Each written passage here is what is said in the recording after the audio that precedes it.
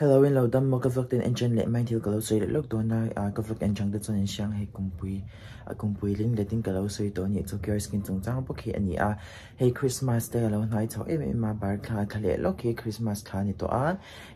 mitin te kan bai kang nge lom dan tu ra te po nang chu le hey function ne program ne khalo tama ta de kan chhuak na sa khang te ni wang ki po har sat na sang ka tok na sai in nei ten tama wangin alo ra din ke kan vun te kan enkol ve ngai ni chu ke ma bi ka po hen ka vun hi ka ti zone le ka mui te rep ma chu thela chon ka doctor ka varon na CureSkin epa khanin chon ka ngai tak to product himiran chu akalom ma ti chonin ke manin kan vin na kan mo tur hi ni ke te kan siksa in kha ka zir khanin kan chat ve ngai ni chu wang chon CureSkin te ka fak ma ai app sa hian khatin check up o ma mumal takin check up o ma nge ke manin kan product man de kan ngem kan nge lum ti kha ka feedback te kan pe ve the ni chu kan har sat na ji ha kan senga soile soinu CureSkin te hi certified dermatologist te ani thi mi thiam ro ani wang khan anin tlak ma skin doctor mi thiam ro ani wang khan anin tlak boka ti chuanin ke mani har san tam tak kan tok thea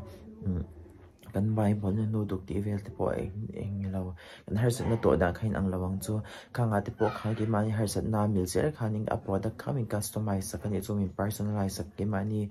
mani vun mil kan har san mil zer khamin ti sakani chu ti chuanin po par dai plan mumal takin min set sak boka ti chuan pon awa chwa ngai lo khanin thil tam zo kha ina chang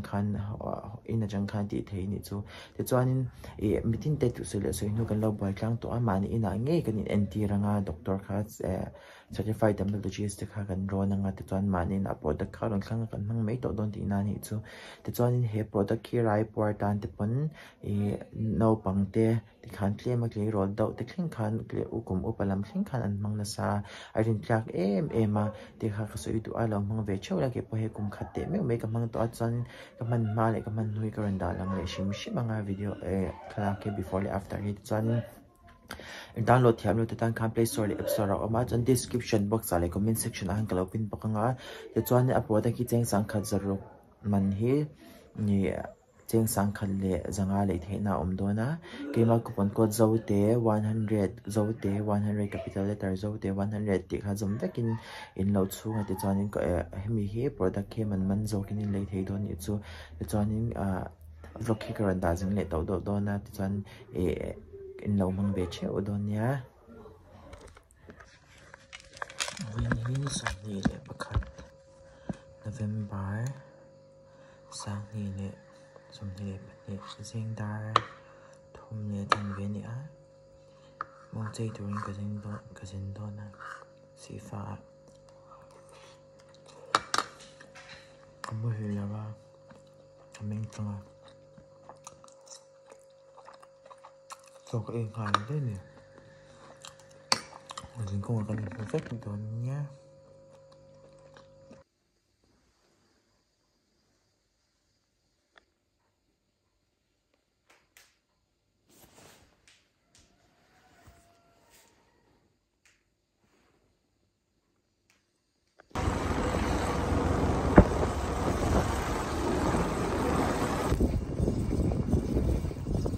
để chắc chắn chẳng rõ cái thằng ấy nữa sinh ra ngay lên chân về là rồi chùa mà diêm khăn effect rồi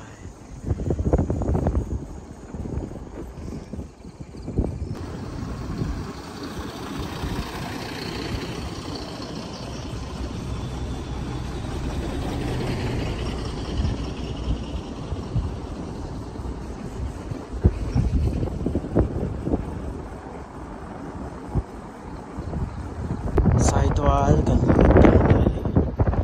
aku mentau seling macam hangat pek moi khóc này kompon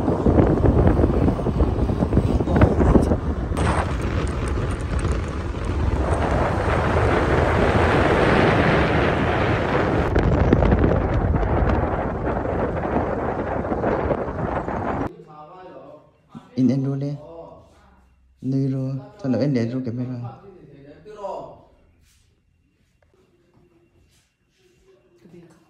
Nói mẹ rồi cái hiện là cho mình rồi, thì là mình rồi đấy. Hết âm bạc hay em cha rồi đấy. Cái gần khen là homestay nhá. Cái mặt Tuan hi are tanya TMS Diamond Watch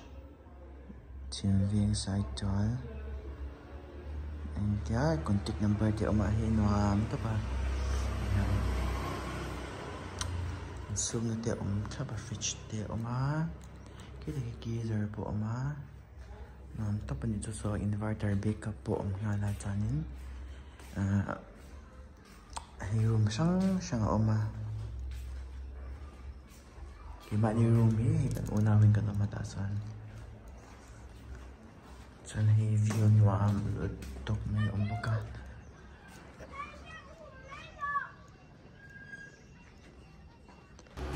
Katsa wala to kan. Katay lang ka karon lu kan katay masse. Katay pan thawad laut tay ngai to bukse kan thlen tai to ka. Kan thlen thuang thau thlen thuan cho. Tôi khai phải tới chuyện này đó là tại sao cái chơi để đôi này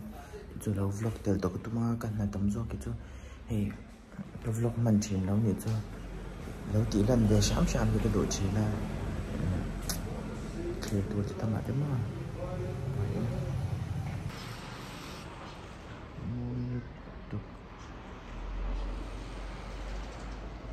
hey làm gì cái phang cái lão kia xỉn cái phang cái gì tội nào có mình harun say mi rồi có chuyện làm gì cái thế sang thì hotel lại cho gần vậy đó nhỉ chứ mà sang hi sai tour quan nuam hi anh feel anh hàng cô lại cô nuam cost me anh cần hi nuam tóc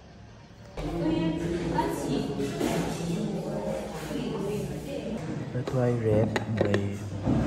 anh chăn buộc xe rep thì em thấy nghe cái sự lòng bọc bốn viết nhắn tùy khá sẽ có chú chán hay sẽ tùy đài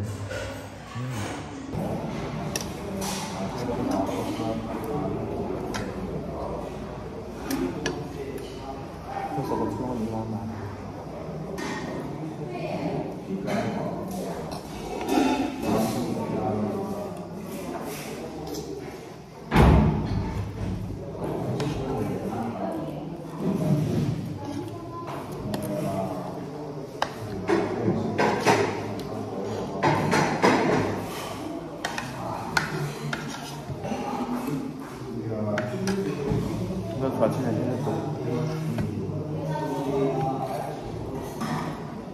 Hãy subscribe cho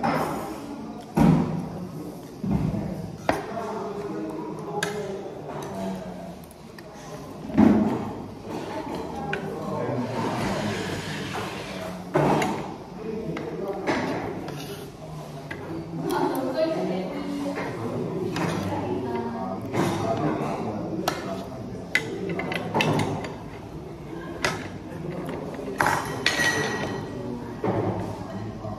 Ghiền Mì Gõ để không bỏ lỡ những video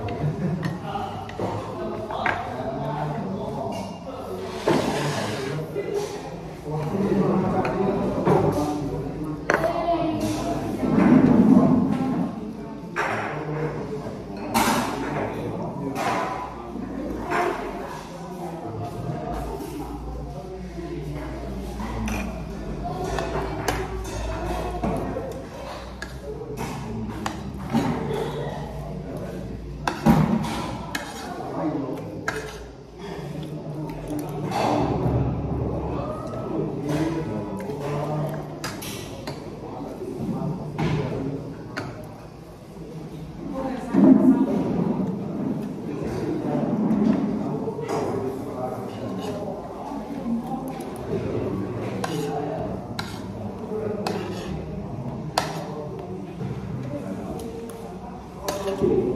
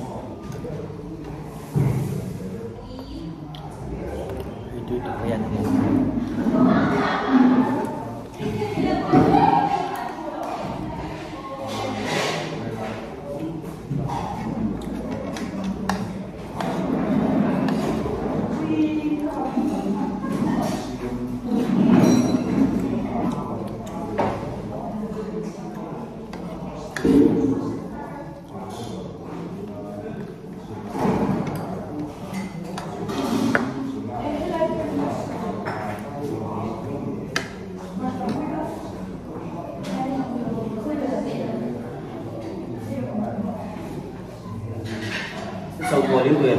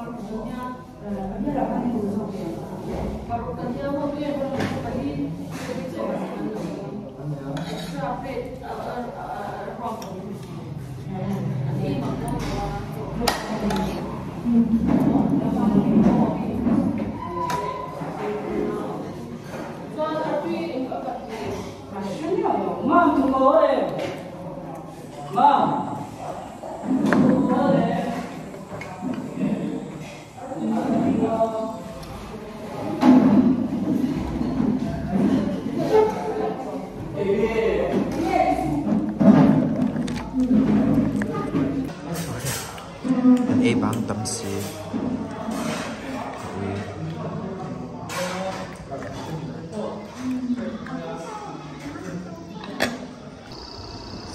in cần xoa cá cần hồ chả không quý vị thế mày thì mình tất cả giải toán anh xin lỗi nè ôi anh rồi vô mà nhiều chú là riêng đi cái tên what happened mình xin tiền nè mình rồi nè Nộp em số camera hiểu nộp em hơi rồi nè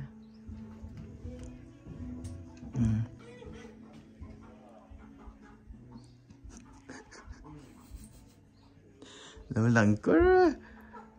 in tụi nó thôi anh